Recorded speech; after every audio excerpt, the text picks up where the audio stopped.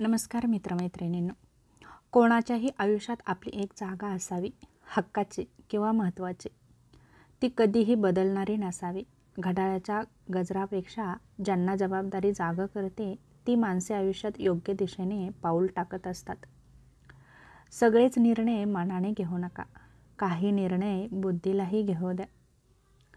जो हक्कानं बोलतो त्याला प्रत्युत्तर देऊ नका, मात्र जो हक्क गाजवत राहतो त्याच्यासमोर निरुत्तर होऊ नका.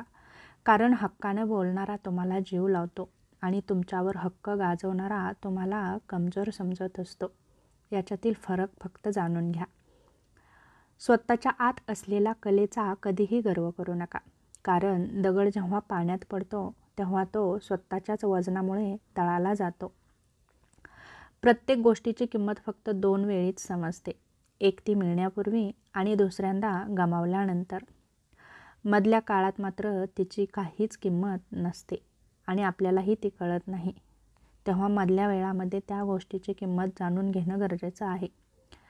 कॅमेरासोबत लेन्स आणि माणसाकडे सेन्स असणं गरजेचं असतं, जवळचं आणि लांबचं कोण आहे हे समजण्यासाठी. आज जर तुम्ही एखाद्याला दुखावलं असेल, त्याचा अनादर केला असेल, कोणाच्या कमकुवतपणाचा फायदा घेतला असेल, तर तेच कर्म भविष्यात तुमची वाट पाहत असतं आणि कदाचित त्याच कर्माचं तुम्हाला प्रतिफळ मिळत असतं. ज्याचे जसं चरित्र असतं त्याचं तसेच मित्र असतात. शुद्धता तर विचारांमध्ये असते. माणूस कुठे पवित्र असतो? फुलात सुद्धा किडे असतात, दगडात सुद्धा हिरे असतात. वाईट सोडून चांगलं बघा, माणसात सुद्धा देव दिसतात. तेव्हा समोरच्या व्यक्तीमधील दोष न बघता त्या व्यक्तीमध्ये जे चांगलं आहे ते जर बघितलं तर समोरची व्यक्ती नक्कीच चांगली वाटेल. अडाणी माणूस यशस्वी झाला की सुशिक्षित माणूस दुखावतो आणि हे विसरतो.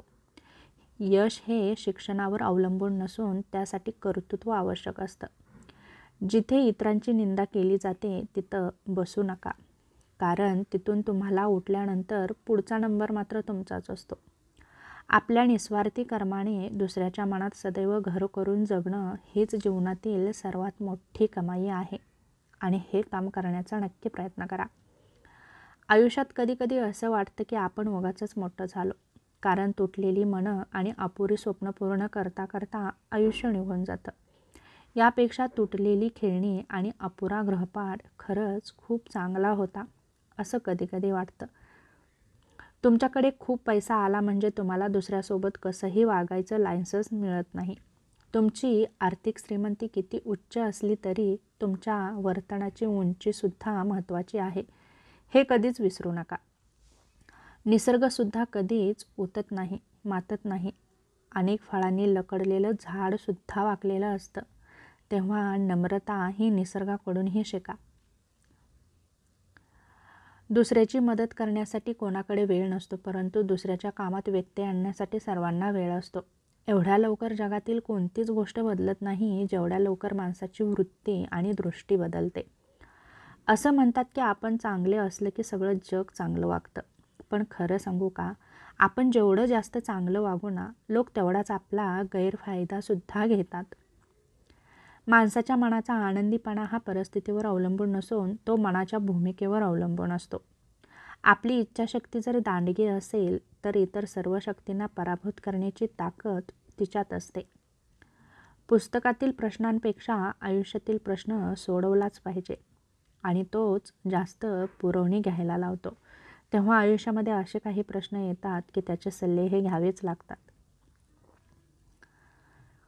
वय आणि वेळ हातातून निसटून गेली की शिक्षण, कौशल्य, हुशारीसुद्धा कामी येत नाही. म्हणून योग्य वेळी केलेली योग्य कृती मौल्यवान ठरत असते. तुमच्या स्वप्नांवर विश्वास ठेवा, कारण तीच तुम्हाला खऱ्या यशापर्यंत नेतील. कधी हरलो तरी स्वतःवरची श्रद्धा कधीच गमावू नका, कारण तीच तुमची खरी ताकद असते आणि हीच ताकद तुम्हाला पुढे घेऊन जात असते. सोहळा दररोज करावा स्वतःच्या अस्तित्वाचा. उद्या आपल्या नसण्याने जग थांबत नाही. माणसं चुकीची नसतात, चुकीची असते ती परिस्थिती. हे एकदा समजून घेतलं की माणूस समंजस्य होतो. शांत संयमाने काम करत राहिलं तर आनंद देणाऱ्या त्या गोष्टीसुद्धा मिळतात ज्याची आपण कधी कल्पनासुद्धा केलेली नव्हती. आपल्या वाईट काळात आपली किंमत कमी करण्याचा प्रयत्न अनेकदा केला जातो, मात्र संयम राखला तर आपलं अस्तित्व कोणीच संपवू शकत नाही. फक्त स्वतःचा विचार करणारे लोक फार थोड्या काळासाठी प्रगती करतात, पण जे सगळ्यांचा विचार करतात त्यांची प्रगती मात्र कायम होत राहते. आपल्या आजूबाजूला चांगली माणसं असण्याचं सर्वात मोठं मूल्य त्यांच्याकडून आपल्याला काय मिळतं हे नाही, तर त्यांच्यासोबत राहून आपण जितके चांगले माणूस बनतो तितकेच ते महत्त्वाचं असतं. लवकर राग येणारी लोकं मनाने खूप चांगली असतात, कारण त्यांना आपल्या फिलिंग लपवता येत नाहीत.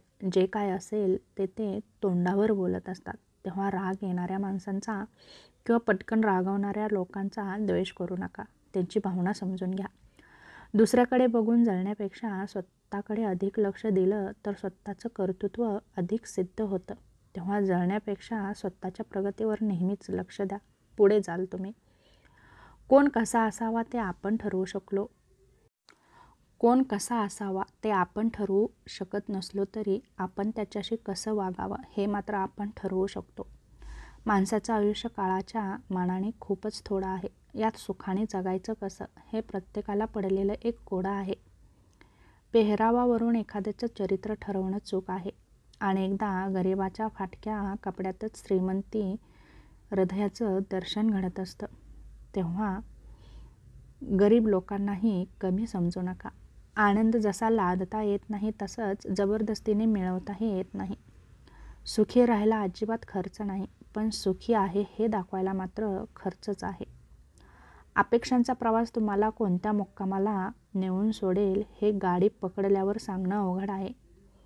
पूर्तीचं टर्मिनल सगळ्याच प्रवाशांना लाभेल असं नाही. काही गोष्टी मिळतात, काही गोष्टी मिळत नाहीत. तेव्हा ज्या गोष्टी मिळालेल्या नाहीत त्याच्यासाठी रडत बसू नका. ज्या आहेत त्यामध्ये आनंद माना. लहानपण, तरुणपण किंवा म्हातारपण असो, शेवटच्या श्वासापर्यंत खोडकरपणा जिवंत ठेवणारं नातं म्हणजे मैत्री. मोठे निर्णय घेताना भीती वाटणं साहजिक आहे, पण केवळ भीतीमुळे निर्णय न घेणं हे मात्र चुकीचं आहे. जेव्हा वेदना आणि कटू बोलणं दोन्ही सहन व्हायला लागलं की समजायचं की आपण जगायला शिकलो आहे. तेव्हा काही गोष्टी सहन ह्या कराव्याच लागतात, तरच आपण प्रगती करू शकतो. जसं की एका मूर्ख माणसाला ज्ञानी माणसाकडून कधीच काही शिकायचं नसतं, पण एक ज्ञानी माणूस मात्र मूर्खाकडून सुद्धा खूप काही शिकून घेत असतो. दूध, दही, लोणी, तूप, लस्सी सगळं एकाच वंशाचे आहे, तरी त्यांची किंमत वेगवेगळी. कारण श्रेष्ठत्व हे जन्माने नाही, कर्म, कला आणि गुणांनी प्राप्त होतं. तेव्हा गुण चांगले ठेवा, कर्तृत्व कमवा, तुम्हाला मान सन्मान नक्की भेटेल. आयुष्यातील प्रत्येक गोष्टीची किंमत आणि आयुष्यातील प्रत्येक गोष्टीची कदर केली पाहिजे, मग ती वस्तू असो वा व्यक्ती. आयुष्यामध्ये कधीच कोणत्याच गोष्टीचा कधी वन्समोर नसतो. माणसाला चौकटीत राहून खोटं कौतुक ऐकायची सवय लागली की चौकटीबाहेरचे सत्य ऐकायची कुवत राहत नाही. भागीदारी करायची तर एखाद्याच्या दुःखात, कारण सुखाचे तर सर्वच दावेदार असतात. तेव्हा एखाद्या दुःखी माणसाला नक्कीच आधार द्या. मला माहिती नाही देव आहे की नाही, पण मात्र संतांच्या भक्तीत तो दिसतो, वीरांच्या शक्तीत तोच असतो, शेतकऱ्यांच्या कष्टात तो मदतीला असतो, परिस्थितीला तोंड देणाऱ्या व्यक्तीच्या सुखात तो हसतो. असं म्हणतात की चांगल्या वाईट कर्माचं फळ योग्य प्रकारे तोच देतो. मग का बरं माणूस वाईट कृत्य करून चांगुलपणाचा आव आणत असतो? यावरती मात्र नक्कीच विचार करा. तेव्हा हा सकारात्मक विचारांचा व्हिडिओ तुम्हाला कसा वाटला नक्की सांगा. पुन्हा भेटू अशाच एका छोट्याशा नवीन व्हिडिओसोबत. तोपर्यंत धन्यवाद.